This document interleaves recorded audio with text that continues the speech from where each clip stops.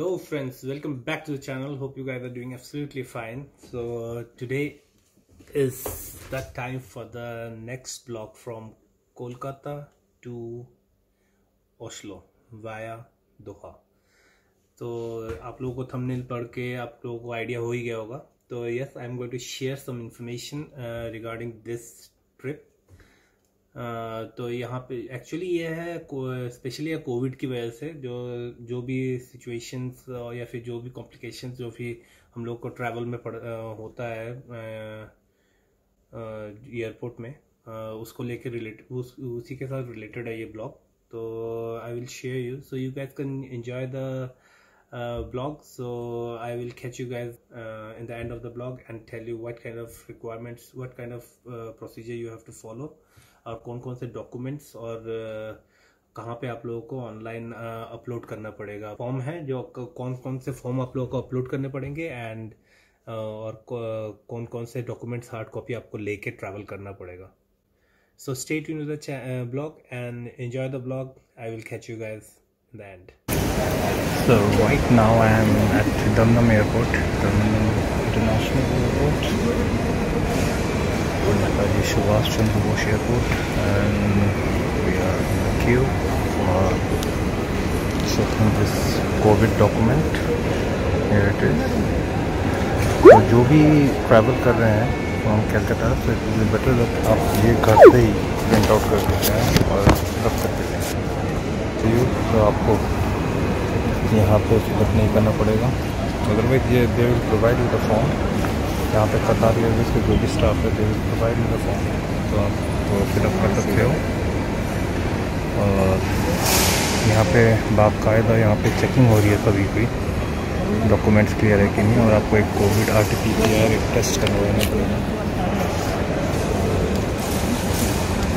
So far so good. I've done my RT-PCR and it's negative, so I have affected classes. So let's check the documents. So I'll catch you guys later.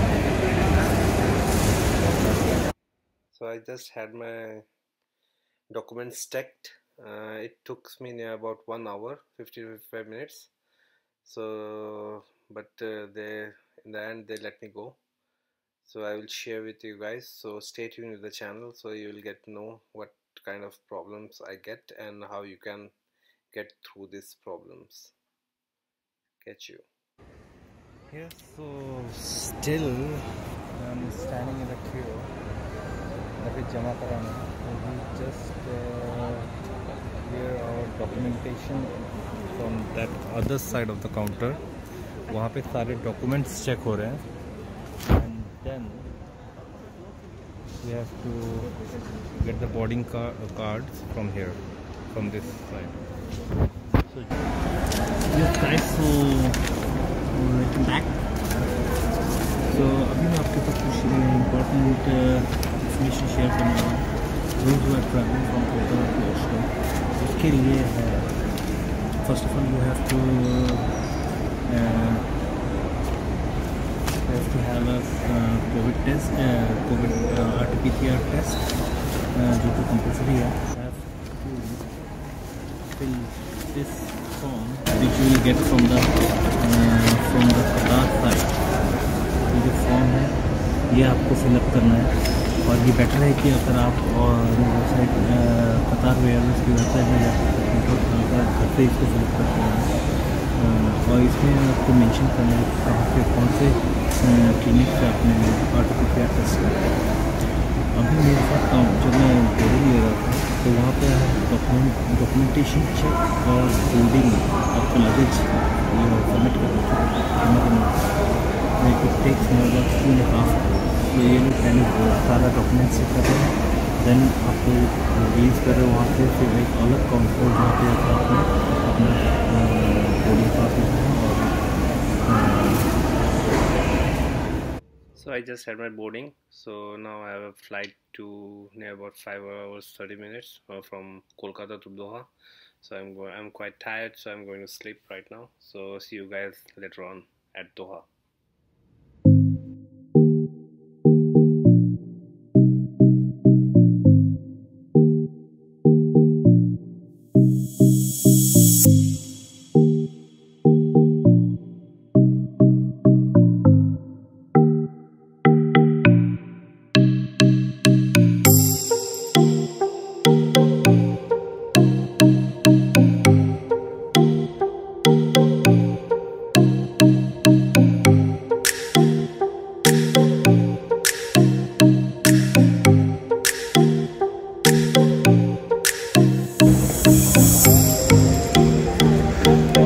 Doha International Airport.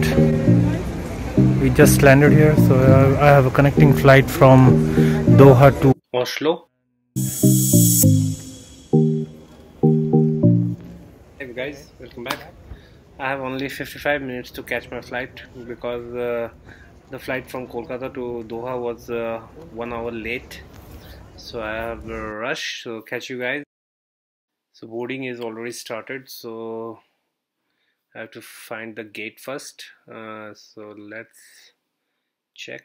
Yes. So see you guys in the flight.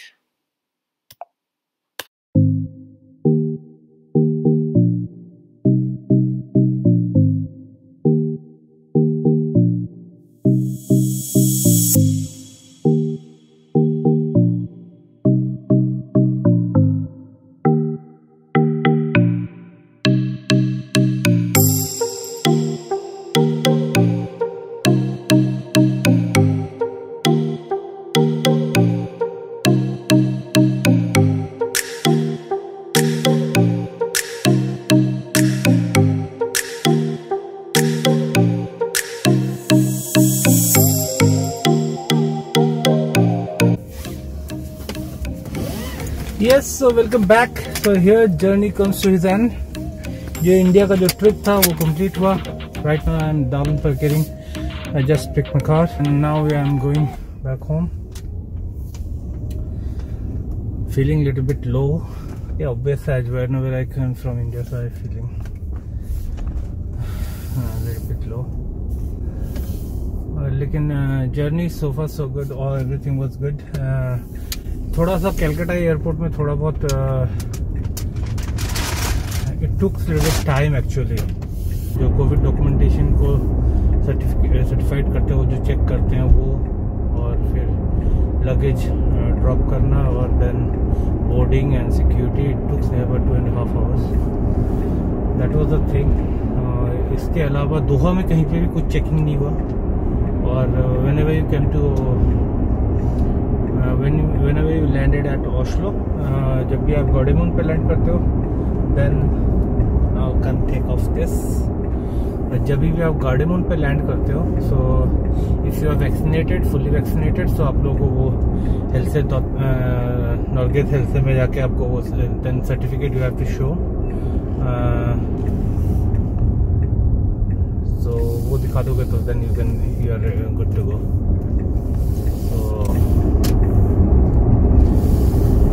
और rather than that Calcutta episode, otherwise पूरा journey ही बहुत suitable था.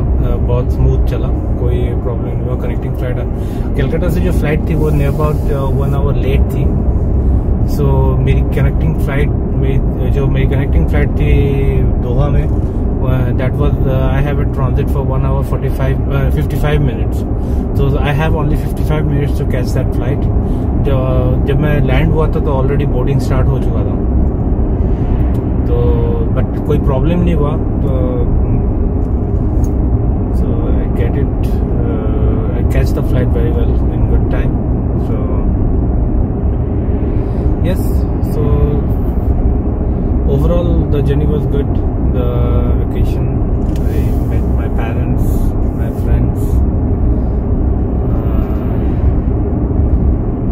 family, sister and nephew and everyone, and now I'm back. और आ गया हूँ 32 degree से आ गया हूँ. अभी मैं 10 डिग्री पे. Right now temperature is 12 at Oslo.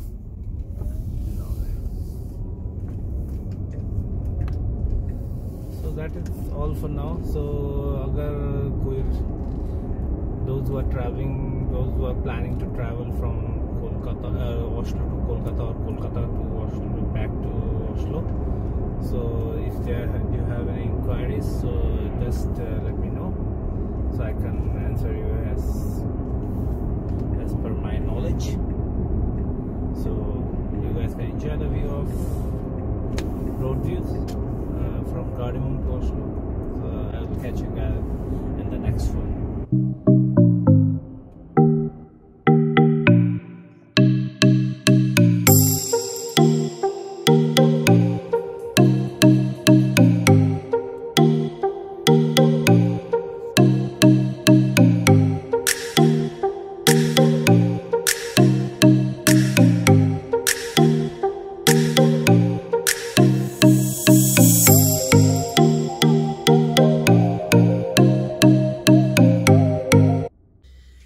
So hope you guys enjoyed the blog और स्पेशली द इंफॉर्मेशन इज जो भी कलकत्ता से लेके अदर कंट्रीज में जो ट्रैवल कर रहे हैं, अब्रॉड ट्रैवल कर रहे हैं, उनके लिए और खासकर जो नॉर्वे आ रहे हैं उनके लिए बहुत ही ज़रूरी है। अगर वो फुल्ली वैक्सीनेटेड नहीं है तो उनको एक reg.reentrynorway.no में आपको रजिस्टर्ड कराना है और साथ ही साथ आपको एक कोविड RT-PCR टेस्ट जो 72 आवर्स के लिए वैलिड है उसको भी उसी के साथ अपलोड करना है।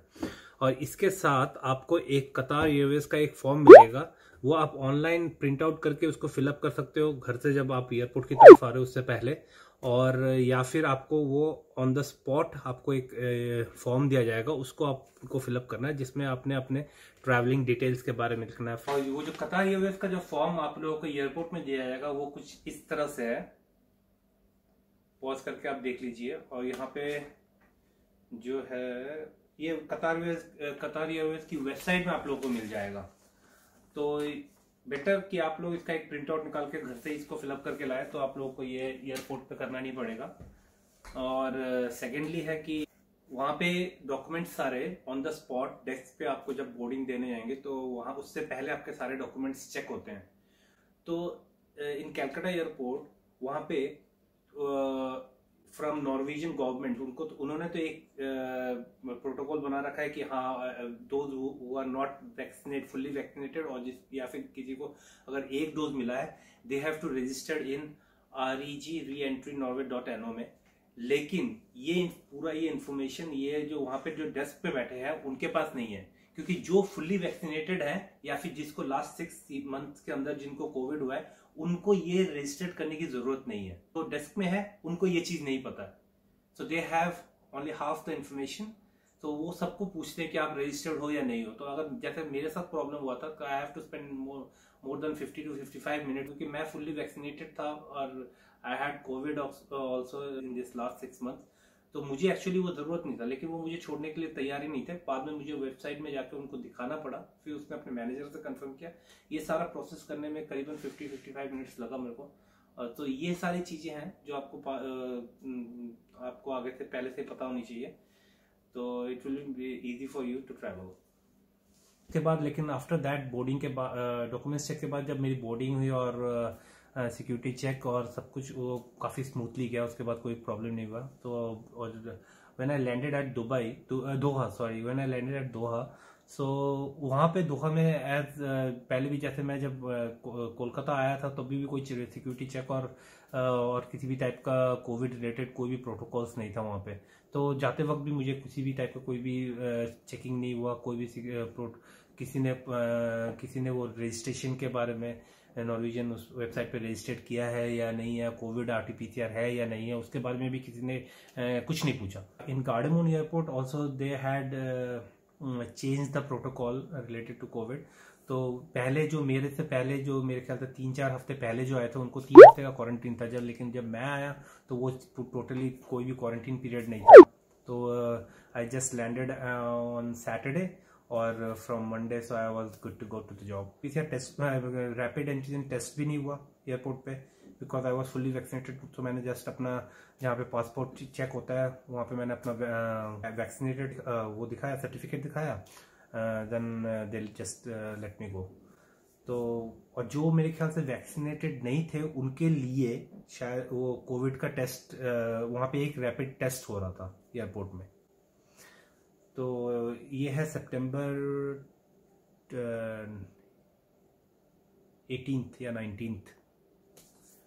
तो अभी तो नॉर्वे पूरी तरह से ओपन है, तो आई गेस सब कुछ अकॉर्डिंगली चल रहा होगा। तो वहाँ पे मेरे ख्याल से किसी भी टाइप का कोई रिस्ट्रिक्शंस शायद ना हो अभी। मेरे ख्याल से क्वारंटीन तो अभी नहीं है। तो जो वहाँ जो बाहर के कंट्रीज से आ रहे हैं और अगर आप फुल्ली वैक्सीनेटेड हो तो क्वारंटीन नहीं है। जो भी वेबसाइट है उसके लिंक मैं आपको डिस्क्रिप्शन में डाल दूंगा, तो आप लोग वहाँ पे अपने आप को, अगर आप फुल्ली वैक्सीनेटेड नहीं है तो आप वहाँ पे अपने आप को रजिस्टर करवा सकते हैं। और अगर आप फुल्ली वैक्सीनेटेड है तो वो वेब लिंक भी डाल दूंगा जहाँ पे आप उनको दिखा सकें उसको। वो यूजुअली नॉर्वेजियन में है, so but you can switch the language. वहाँ पे लैंग्वेज का ऑप्शन है top of the on the right side, तो वहाँ पे आप जाके अपना लैंग्वेज चेंज कर सकते हैं। तो उससे आप लोगों को पता चल जाएगा कि अगर आप फुली वैक्सीनेटेड हो तो आपको वहाँ पे रजिस्टर कराने की ज़रूरत नहीं है। तो that is all. So hope you guys enjoyed this blog and अगर इन्फॉर्मेटिव लगा है तो एक लाइक ज़रूर कर दीजिएगा, और अगर चैनल पे नए हो तो सब्सक्राइब कीजिए। Stay tuned with the channel. और अभी दुर्गा पूजा का टाइम है, तो I will share Durga Puja as well कि हम लोग हॉस्टल में दुर्गा पूजा कैसे सेलिब्रेट करते हैं। So stay tuned with the channel, enjoy the life and live your dreams. चाओ फॉर नाउ।